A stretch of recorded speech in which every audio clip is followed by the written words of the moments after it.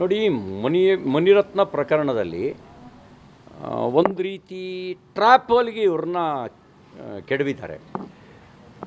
ನಾನು ತನಿಖೆಗೆ ವಿರೋಧ ಮಾಡೋದಿಲ್ಲ, ಆದರೆ ಸರ್ಕಾರದ ತೋರಿಸಿದ ಆತುರ ಇದೆಯಲ್ಲ, ಇದು ಅನುಮಾನಾಸ್ಪದ.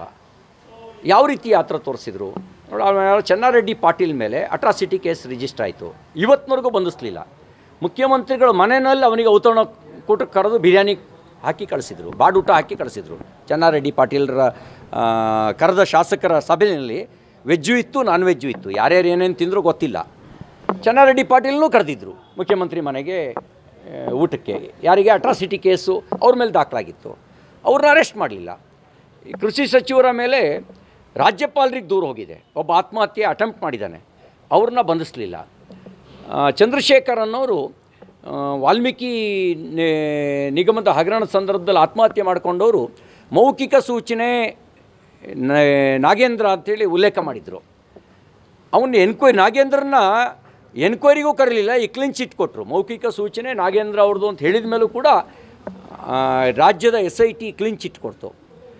ಅದೇ ದೂರು ದಾಖಲಾದ ದಿನವೇ ಮುನಿರತ್ನನ್ನು ಅರೆಸ್ಟ್ ಮಾಡಿದ್ರು. ಶುಕ್ರವಾರ ರಜಾ ದಿನಗಳು ಕಂಟಿನ್ಯೂ, ದೂರು ದಾಖಲಾದ ದಿನವೇ. ಅಂದರೆ ಕಾಂಗ್ರೆಸ್ ಶಾಸಕರಿಗೆ ಒಂದು ನ್ಯಾಯ, ಕಾಂಗ್ರೆಸ್ ಸಚಿವರಿಗೆ ಒಂದು ನ್ಯಾಯ, BJP ಶಾಸಕರಿಗೆ ಒಂದು ನ್ಯಾಯನ? ಇಲ್ಲ, ಅನುಮಾನಾಸ್ಪದ. ಇನ್ನು ಹನುಮಂತರಾಯಪ್ಪ ಅವ್ರ ಆಡಿಯೋ ಏನಿದೆ, ಆಡಿಯೋ ನೋಡಿದಾಗ ಒಂದು ಟೂಲ್ ಕಿಟ್ಟು ಮಾಡಿದ್ದಾರೆ, ಒಂದು ವೆಲ್ ಪ್ಲಾನ್ ಮಾಡಿದ್ದಾರೆ ಅಂತ ಅನಿಸುತ್ತೆ. ಮತ್ತೀಗ ನೋಡಿ, ವಿಧಾನಸೌಧದಲ್ಲಿ ಪಾಕಿಸ್ತಾನ ಜಿಂದಾಬಾದ್ ಅಂತ ಕೂಗಿದ್ರು ಅಂತ ಆರೋಪ ಬಂತು. ಆರೋಪ ಬಂದಾಗ ಕೂಗೇ ಇಲ್ಲ ಅಂತ ಹೇಳಿದರು. ಆಮೇಲೆ ಹೇಳಿದರು ಆಡಿಯೋ ಮತ್ತು ವಿಡಿಯೋನ FSLಗೆ ಕಳಿಸಿದ್ದೀವಿ ಅಂತ ಹೇಳಿದರು. ಇಲ್ಲಿ ಮುನಿರತ್ನ ಪ್ರಕರಣದಲ್ಲಿ ಯಾವ FSLೂ ಇಲ್ಲ, ಡೈರೆಕ್ಟ್ ಅರೆಸ್ಟು. ಹಲವಾರು ಪ್ರಕರಣಗಳು ಹೇಳಿದೆ.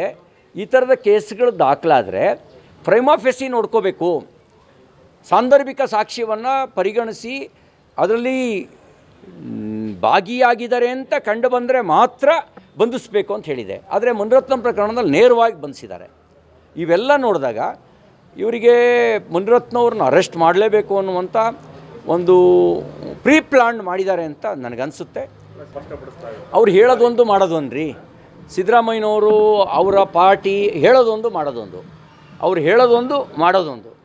ಅವರು ಹೇಳೋಕ್ಕೆ ಹೋದ್ರೆ ಭಾಳ ವಿಷಯಗಳಿದ್ದಾವೆ. ಅವರು ಯಾವ ಥರ ಮಾತಾಡ್ತಾರೆ ಹಾಗೆ ಅವ್ರ ರಾಜಕೀಯ ಬದುಕಿಲ್ಲ.